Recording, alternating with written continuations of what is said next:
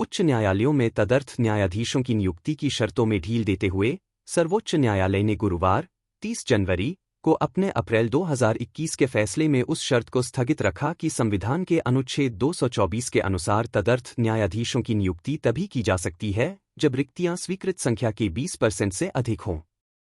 अनुच्छेद 224 के अनुसार उच्च न्यायालय के सेवानिवृत्त न्यायाधीशों को उच्च न्यायालय के न्यायाधीश के रूप में नियुक्त किया जा सकता है। भारत के मुख्य न्यायाधीश संजीव खन्ना, न्यायमूर्ति बी.आर. गवई और न्यायमूर्ति सूर्यकांत की पीठ ने लंबित मामलों, विशेष रूप से आपराधिक अपीलों की उच्च वृद्धि को देखते हुए तदर्थ न्यायाधीशों की नियुक्ति को आसान बनाने के लिए निर्देश पारित किया। अप्रैल 2021 में लोक प्रहरी के महासचिव वी.एन. शुक्ला IAS, सेवानिवृत्त, बनाम भारत संघ के माध्यम से सर्वोच्च न्यायालय ने अनुच्छेद 224 के अनुसार उच्च न्यायालयों में तदर्थ न्यायाधीशों की नियुक्ति के लिए निर्देश जारी किए थे। फैसले में कहा गया है कि अनुच्छेद 244 के तहत तदर्थ न्यायाधीशों की नियुक्ति का सहारा तब तक नहीं लिया जाना चाहिए जब तक कि स्वीकृत संख्या का 80% पहले से ही अनुशंसित या कार्यरत न हो। पिछले सप्ताह CJI खन्ना की अगुवाई वाली पीठ ने शर्तों पर फिर से विचार करने के लिए लोक प्रहरी मामले को पोस्ट किया था। पीठ ने सुझाव दिया कि तदर्थ न्यायाधीशों को आपराधिक अपीलों से निपटने वाले उच्च न्यायालयों के 2 न्यायाधीशों की पीठों में पुलिसने न्यायाधीश के रूप में नियुक्त किया जा सकता है। आज पीठ ने कहा कि उच्च न्यायालयों में लंबित मामलों की संख्या बहुत बढ़ गई है।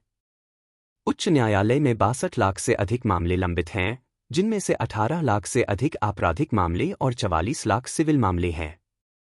अप्रैल 2021 के फैसले में लगाई गई शर्तों को निलंबित करते हुए न्यायालय ने आज आदेश दिया।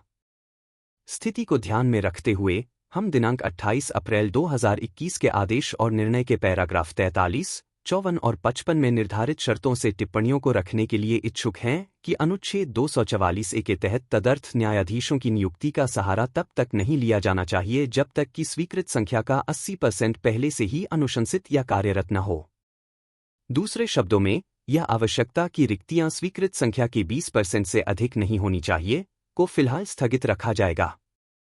न्यायालय ने यह भी निर्देश दिया कि प्रत्येक उच्च न्यायालय तदर्थ न्यायाधीशों की संख्या 2 से 5 रखेगा, लेकिन स्वीकृत संख्या के 10% से अधिक नहीं।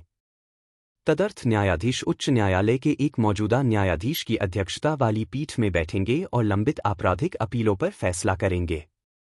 न्यायालय ने आज कहा, प्रत्येक उच्च न्यायालय 2 से 5 की संख्या में तदर्थ न्यायाधीशों की नियुक्ति के लिए अनुच्छेद 224 का सहारा लेकर तदर्थ न्यायाधीशों की नियुक्ति कर सकता है, लेकिन स्वीकृत संख्या के 10% से अधिक नहीं। तदर्थ न्यायाधीश उच्च न्यायालय के एक मौजूदा न्यायाधीश की अध्यक्षता वाली पीठ में बैठेंगे और लंबित आपराधिक अपीलों पर फैसला करेंगे।